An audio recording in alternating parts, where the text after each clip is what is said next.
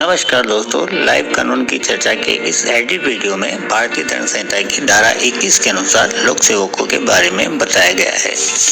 तो लोक सेवक कौन हो सकता है, इसकी पूरी परिभाषा को याद रखना बड़ा मुश्किल काम है, लेकिन लोक सेवक कौन कौन लोग हो सकते हैं, उनकी क्या पहचान हो सकती है, इसके बारे में इसमें 12 खंड बताए गए हैं। उन खंडों के मुताबिक आप ये जानेंगे कि कौन कौन से व्यक्ति लोक सेवक की श्रेणी में आएंगे। 12वें खंड के अंतर्गत ये बताया हुआ है कि हर व्यक्ति जो सरकार की सेवा में हो, सरकार से वेतन प्राप्त करते हैं, लोक कर्तव्य के पालन के लिए सरकार से फीस या कमीशन के रूप में पारिश्रमिक पाते हैं, या सरकारी कंपनी की सेवा में या वेतन में, इस प्रकार के व्यक्ति लोक सेवक की श्रेणी में आएंगे। तो मुख्यतः तो अधिकांश व्यक्ति इसमें सारे आ जाते हैं, या तो सरकार की सेवा में है, वेतन में है, या लोक कर्तव्य पालन के लिए सरकार से फीस या कमीशन के रूप में पारिश्रमिक वह लेते हैं। ये आपका 12वां बिंदु सबसे पहले मैंने आपसे डिस्कस किया, और इसमें जो कुल 12 हैं उनमें से प्रथम बिंदु को लोपित कर दिया गया है, निरसित कर दिया गया है, 1950 में हटा दिया गया है, और बाकी के 10 बच रहे हैं। उनको जल्दी से कैसे याद रखें, तो इसमें मैं आपको मेरी तरफ से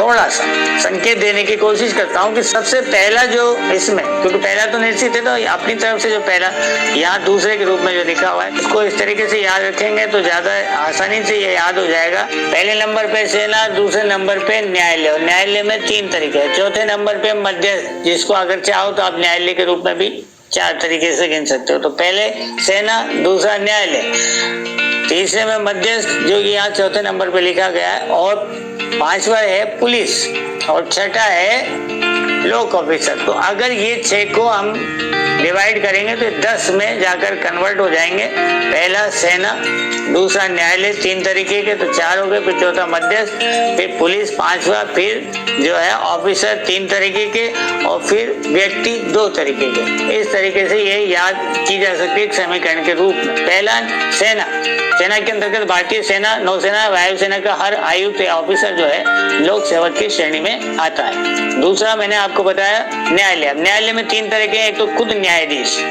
पहला तो वह है कि खुद न्यायाधीश, या न्यायाधीश निकाय के रूप में अगर वह है तो सदस्य के रूप में है। तो ये पहला रूप है न्यायालय का। न्यायालय का दूसरा रूप है कि न्यायालय का हर ऑफिसर न्यायालय में जो काम कर रहा है, न्याय निर्णय में पहुंचने में सहायता दे रहा है, वह भी लोक सेवक की श्रेणी में आता है। न्यायालय का जो भी समापक, रिसीवर या कोई भी कमिश्नर है, वह भी इसमें शामिल होता है। न्यायालय का तीसरा रूप, 5वां बिंदु है, वह है कि हर जूरी सदस्य, न्यायालय में जो पहले जूरी सदस्य हुआ करते थे, वह असेसर या पंचायत का कोई भी सदस्य जो किसी न्यायालय या लोक सेवक की सहायता करे, वह भी लोक सेवक की श्रेणी में आएगा। इन मध्यस्थ को भी आप इसमें रखना चाहें तो न्यायालय के रूप में रख सकते हैं, वरना फिर ये 6ठे रूप में मध्यस्थ आता है कि वह व्यक्ति या वह मध्यस्थ जिसे विनिश्चय या रिपोर्ट करने के लिए निर्देशित किया जाता है, वह भी लोक सेवक की श्रेणी में आएगा। 7वें खंड के रूप में जो व्यक्ति जिन शक्तियों को प्राप्त करके लोक सेवक कहलाते हैं, उनको मैंने पुलिस की संज्ञा दी याद करने की दृष्टि से। ऐसा व्यक्ति जो किसी भी व्यक्ति को परिरोध करने में या रोके रखने के लिए विधि के द्वारा सशक्त किया गया, तो इस प्रकार का व्यक्ति जो है वह भी लोक सेवक की श्रेणी में आता है। तो यहाँ पुलिस से तात्पर्य मैंने शब्द दिया है, उसमें यह भी है कि ऐसे अन्य किसी भी विभाग या किसी भी महकमे के विभाग के कोई भी ऐसे कर्मचारी लोक सेवक की श्रेणी में आ सकेंगे, यह आपका 7वां बिंदु कहता है। अब 8वां, 9वां और 10वां बिंदु जो है उसमें शब्द इस्तेमाल हुआ है हर ऑफिसर। अब यहाँ ये 3 प्रकार के ऑफिसर हैं। स्टार्ट में जहाँ देखेंगे हर ऑफिसर, तो ये हम इसको IAS से हम ले सकते हैं। IAS RAS वाले जो हैं वह लोग लोक सेवक की श्रेणी में आते हैं। ये आपके 8, 9 और 10 खंड के अंतर्गत बताए हुए हैं। जो पहला है आपका सरकार का हर ऑफिसर जो अपराधों का निवारण करे, लोक स्वास्थ्य, क्षेम या सुविधा की संरक्षा करे। कहा गया ऑफिसर, और ऑफिसर कौन से हो सकते हैं? ये IPS या SDM लेवल के ऑफिसर हो सकते हैं जो अपराधों का निवारण करे, यानी अपराध होने से पहले ही उनको रोकने का जिनके पास शक्ति प्राप्त हो, अधिकार प्राप्त हो। ऐसे व्यक्ति जो लोक स्वास्थ्य की, क्षेम की या सुविधा की संरक्षा करे, पहले से कोई महामारी या कोई आपदा फैले नहीं, उससे पहले ही वह उसकी सुरक्षा संरक्षा करें, इस बारे में जो व्यक्ति सक्षम है, सशक्त है, वह सरकार के ऑफिसर के रूप में लोक सेवक होंगे, जो इसके 8वें खंड में बताए गए।